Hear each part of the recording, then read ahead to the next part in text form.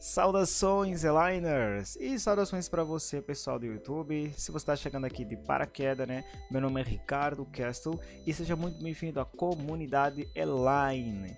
Basicamente aqui é uma comunidade de inteligência artificial onde a gente compartilha conhecimentos, né? E aqui a gente faz algumas lives, vídeos, né? Explicando um pouco sobre como que a tecnologia pode nos ajudar, né? Como usar a tecnologia no nosso dia a dia, né? Dando uma visão mais ampla de como é a tecnologia em si. E hoje nós vamos começar uma sequência de vídeos agora falando sobre o estudo de caso de projetos reais, né? Como seria criar uma plataforma nossa, né? Baseada nesse estudo que a gente vai fazer, né? E nesse vídeo a gente vai colocar o WhatsApp em estudo, né? Hoje o WhatsApp vai ser o nosso ponto de estudo, né? E no final a gente vai ver como seria criar um WhatsApp simples para a gente, né? Claro que não vai ser como o WhatsApp original, né? Mas já vai dar, já vai ser legal para a gente ter uma ideia do que criar, né? E como trabalhar e praticando com a tecnologia que a gente vai escolhendo. Então, como funciona hoje a arquitetura do WhatsApp, né? Então, eu peguei essa imagem aqui do LinkedIn, né? Quem criou foi o Rocky Butcher, né? Ele criou essa imagem aqui, então todos os créditos para ele. É para ilustrar basicamente como hoje a estrutura do WhatsApp funciona, né? Como é que as mensagens são enviadas, os servidores, né? E como é que as mensagens são armazenadas no nosso dispositivo, né? Então, começando explicando mais sobre o WhatsApp, o back-end principal do WhatsApp foi criado com a linguagem Erlang, né?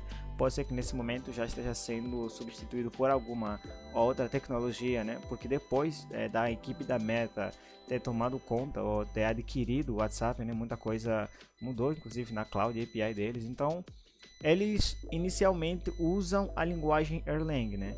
E dentro da linguagem Erlang existem várias bibliotecas, inclusive alguns bancos de dados que são nativos da linguagem, que hoje o WhatsApp ainda faz uso, né? Então, imagina que você tem o teu celular, né?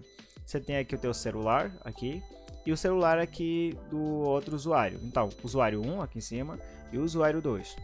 Como é que as mensagens aqui elas são processadas, né? Primeiramente aqui no nosso dispositivo, ao instalarmos o WhatsApp, né, as mensagens elas são armazenadas em um banco SQLite, né?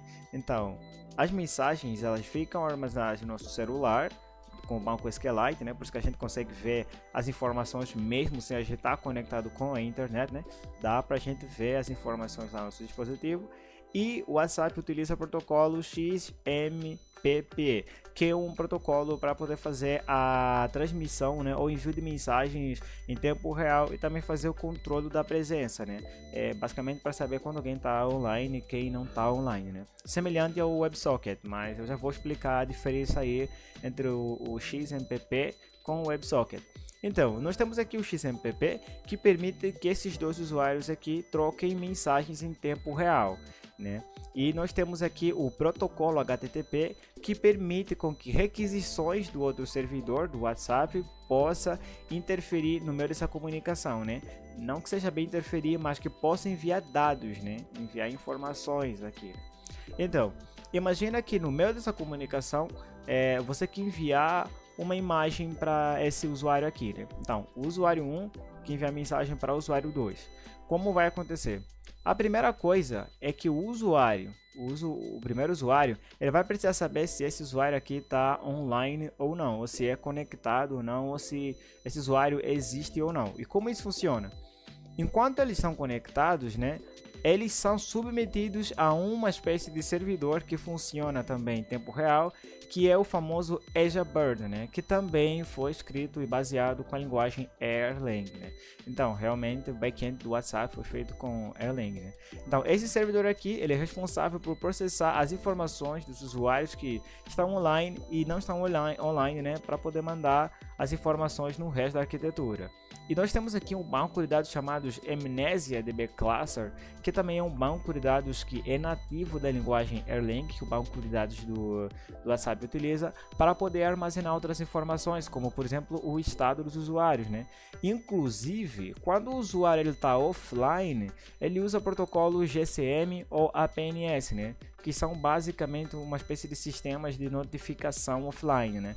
Ou seja, são uma espécie de servidores que permitem com que o usuário, mesmo estando offline, ele consiga armazenar algumas notificações, né? Então imagina, por exemplo, que eu quero fazer a cópia de segurança. Não sei você, né? Mas às vezes no teu celular aparece aí uma notificação mostrando que precisa fazer aí uma cópia de segurança, alguma coisa parecida. Essas notificações elas são enviadas a partir desses servidores, né? Esse GCM é o Google Control Messaging, se eu não me engano. Acho que é isso mesmo, pessoal. Se não for, só falar para mim nos comentários. Mas agora mudou, né? Porque agora é Firebase Control Messaging, acho que é alguma coisa parecida. Mas agora é Firebase, né? Então, o usuário ele está conectado no servidor personalizado do eSharp, escrito em Erlang, né? Que essas informações desse mesmo servidor, desses usuários, ele armazena nesse banco de dados, né? E quando os usuários estão offline, eles utilizam esses servidores, né? Por isso que você consegue ver que aqui em azul, nesse servidor aqui eSharp, né? Ou eSharp, ele consegue enviar mensagens mesmo com os usuários que estão offline através desse protocolo aqui, ou desse servidor, né, GCM. Então ele consegue pegar essas informações e mandar diretamente para esse usuário, e não só para esse, mas para esse outro usuário também, né? Então aqui em verde nós conseguimos ver que a comunicação também vindo desse outro usuário, e aqui em azul a comunicação vindo desse outro usuário. E a gente tem aqui esse React, que basicamente também é um servidor, né, ou uma espécie de banco de dados, né, que vai, o banco de dados também, né, baseado em Erlang também, que vai armazenar aqui os arquivos das mensagens, né. Como nós podemos ver aqui, está em modo leitura, está em modo leitura, né, significa que ele consegue ele consegue escrever as mensagens dentro de um arquivo.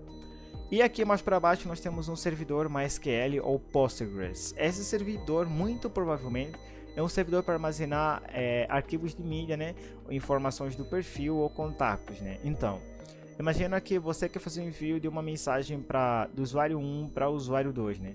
Então, o usuário 1 manda uma mensagem ou uma informação para o servidor YAWS, que é esse daqui, né, através de uma requisição HTTP, né, porque o HTTP vai interpretar o cabeçalho do arquivo que o usuário 1 quer enviar para o usuário 2 e vai mandar para esse servidor. Esse servidor, o que ele vai fazer? Ele vai pegar essa informação aqui, vai registrar no banco de dados e vai retornar o valor quando for armazenado, e depois de retornar esse valor, ele manda para aqui e manda para o usuário, né, para esse usuário 1, esse usuário 2, né? E para o usuário 2 a mesma coisa, né? Então ele manda para aqui para o servidor YAWS, servidor YAWS manda para o MySQL, MySQL manda de volta aqui para o YAWS e os YAWS manda de volta aqui para a comunicação, né? Basicamente é dessa forma, né? Assim, eu estou explicando isso baseado nesse diagrama aqui, né? Agora bora ver um diagrama um pouco mais completo, né? Digamos assim. Aqui nós temos o banco de dados SQLite, e aqui temos o usuário 1, e aqui temos o usuário 2, né? Eles utilizam o protocolo XMPP para comunicação em tempo real, inclusive com as mensagens também, né? E para fazer também o controle de presença, para saber se o usuário está online ou offline, né? Como aqui, por exemplo, né, no estado desses servidores, né?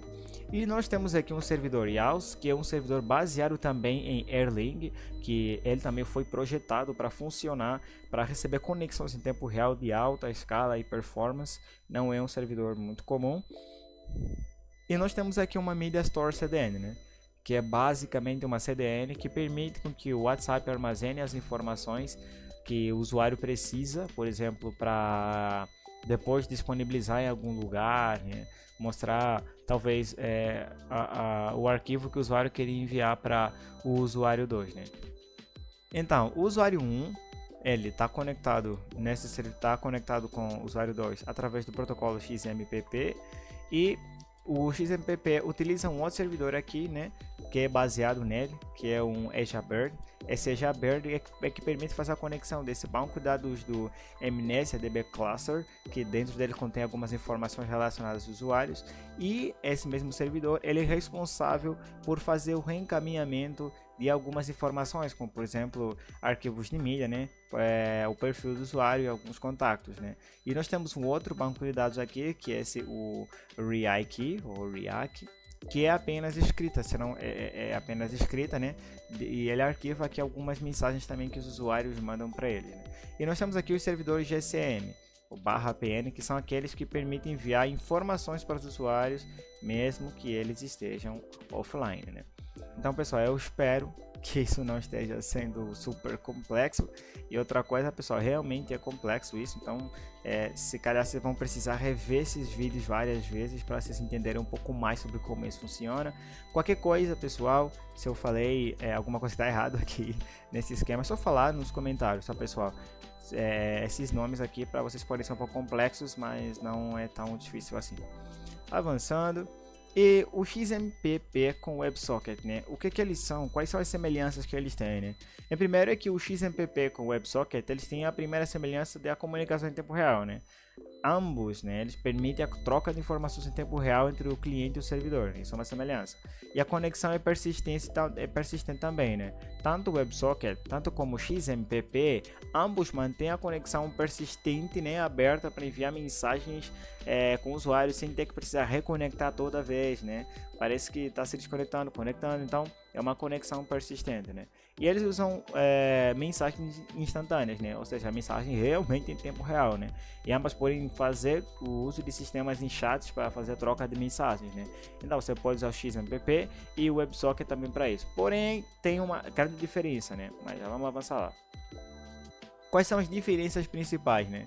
O protocolo e o propósito, né? O XMPP significa Extensible Messaging and Processing Protocol, né? Que é basicamente um protocolo de mensagens extensível e de presença, né?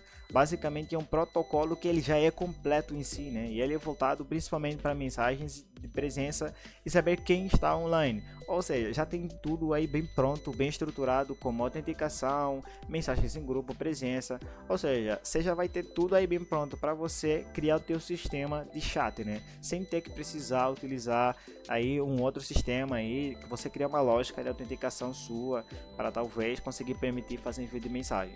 E o WebSocket, ele é uma tecnologia de transporte, né? Inclusive, o WebSocket que é mais utilizado hoje, a comunicação ela é feita através do protocolo TCP, né? Através do IP, que a comunicação ela é bidirecional, né? Tanto do cliente e do servidor. Ou seja, tanto o servidor e o cliente, né, eles vão se conectar através de um IP e uma porta, né?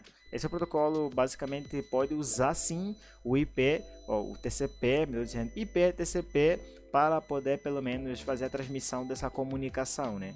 Então, assim como diz o próprio texto, né, é uma tecnologia, ela fornece apenas uma forma eficiente de comunicação bidirecional sem um protocolo específico para mensagens ou presença. Ou seja, você precisa criar a tua própria forma de mandar as mensagens para ele, né? Ou seja, como você vai processar, como você vai saber quem está ou não está presente.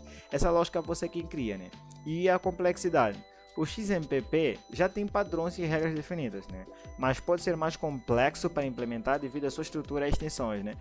De fato, sim. O XMPP é um pouquinho mais complexo, principalmente para quem não entende Erlang, né? Que é basicamente o protocolo que ele é mais baseado. Pode ser que hoje existam outras formas de usar esse protocolo. Então, sincero, eu preciso fazer uma investigação desse protocolo também para ver como a gente usaria, talvez, num projeto futuro, a gente talvez consiga criar nosso próprio sistema de chat já bem estruturado com o XMPP, né? E o WebSocket, ele é bem mais simples, nem preciso dizer, pessoal. O WebSocket é super simples, né? Já tem bibliotecas como Socket.io que te permitem facilmente você criar teu próprio servidor WebSocket e mandar mensagens em tempo real. Avançando. Como seria criar um WhatsApp simples, né? Bom, eu posso aqui dar uma sugestão de algumas tecnologias para vocês, né? No back-end você pode usar Python com Django, né? Que é um framework bem interessante para back-end. E no JavaScript você pode usar o Node.js, o Dino ou o Ban, né? Que basicamente são eles são runtimes, na verdade, né? Mas em si você pode criar um servidor baseado neles, né? E aí você pode ter um back-end com JavaScript e TypeScript, inclusive, né? Funcionando por detrás. E você pode usar o PHP com Laravel ou com Coordinator, né? São frameworks bem legais também que você pode usar para poder formar seu back-end. E o teu front, né? Você pode usar HTML, CSS e JavaScript puro, né? Que é o famoso vanilla, né? Você usa o JavaScript e o HTML puríssimo, ou você pode usar outro framework, né? De renderização de HTML, CSS e JavaScript como React.js ou Vue.js ou Angular, né? São frameworks também que você pode usar para isso. E como adicional, você pode usar o WebSocket pelo fato do XMPP ser um pouco mais complexo para poder permitir a conexão em tempo real. E para armazenar as informações das mensagens, você pode usar MongoDB MySQL ou Postgres. Lembrando, pessoal, que assim, para você fazer o armazenamento de mensagens em grande escala, a gente vai precisar voltar nessa estrutura do WhatsApp para que eu possa explicar algo. O React ele é basicamente isso, né? Ele consegue lidar com uma quantidade gigantesca de dados, né? Então ele foi feito para ter uma alta performance também, assim como Amnesia, que é nativo também do próprio Erlang, e são bases de dados que são mais voltadas para isso. Claro que você pode armazenar as suas mensagens também em um banco de dados MySQL, mas assim, se você quer mandar as mensagens armazenar por um curto período de tempo, então você precisa usar uma outra estratégia, como por exemplo, talvez usar um Redis, né, para armazenar em cache, e depois em tempo você vai pegar as mensagens no Redis e você coloca no banco de dados, né? Pode basicamente ser assim. Então, pessoal, a gente terminou aqui o nosso estudo de caso do WhatsApp. Eu espero que vocês tenham gostado de verdade, né? Escreva aí nos comentários se vocês gostaram, se eu falei tão rápido, se eu deveria dar uma pausa, o que vocês acham que eu deveria estar fazendo aqui para facilitar a explicação de vocês também. E, pessoal, é isso, né? Ricardo Castle por aqui. E a gente se vê no próximo estudo de caso, né? E se vocês quiserem, inclusive, a gente pode talvez codificar, fazer alguma coisa parecida para a gente aí pegar a forma, né? E ver como seria colocar isso na prática, né? Então falou isso, pessoal, e fui.